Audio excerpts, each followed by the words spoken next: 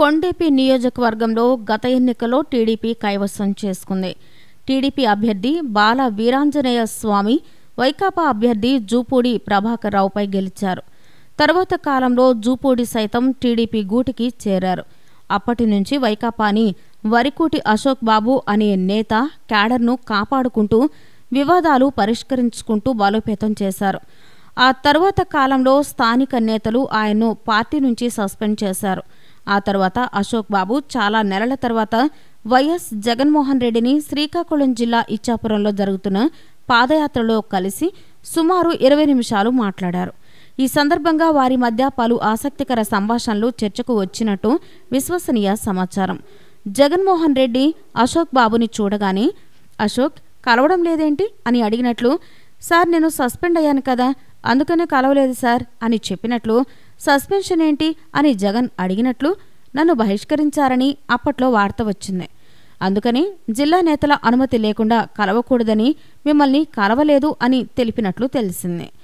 అయితే నియోజకవర్గంలో పార్టీ కార్యక్రమాల్లో పూర్తిగా నిమగ్నమై ప్రతిరోజు ప్రతి కార్యక్రమాన్ని చేసుకుంటున్నట్లు, అందుకనే మిమ్మల్ని కలవలేకపోయాను అని అశోక్ చెప్పాడని తెలిసిందే.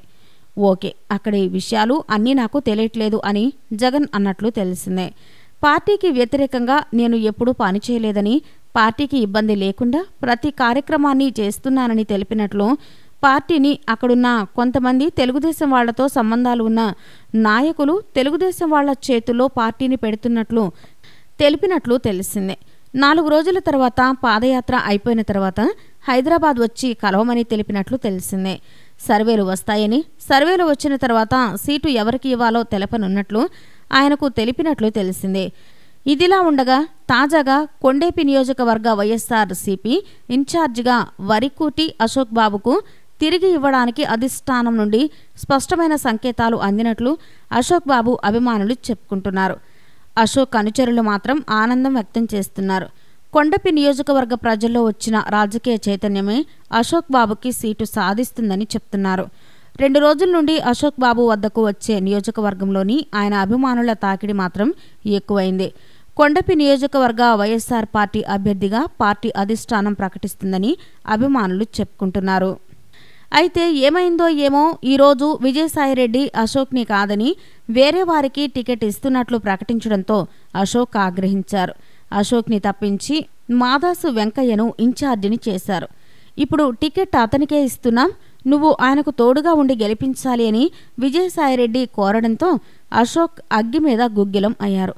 నియోజకవర్గంలో బలమైన అభిమానగణం ఉన్న అశోక్కి కేవలం డబ్బు లేదు అనే కారణంగా టికెట్ ఇవ్వకపోవడాన్ని నిరసిస్తూ ఆయన కొండేపి 40,000 మెజార్టీతో టీడీపీ గెలుస్తుంది అని సవాల్ విసిరినట్టు తెలుస్తుంది.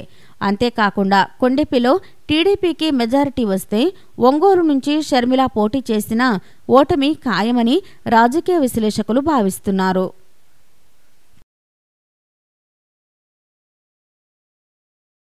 ఈ వీడియో కనుక మీకు నచ్చినట్లయితే లైక్ చేయండి, షేర్ చేయండి. ఇలాంటి లేటెస్ట్ వీడియోస్ కోసం మా ఛానల్ని సబ్స్క్రైబ్ చేసుకోండి.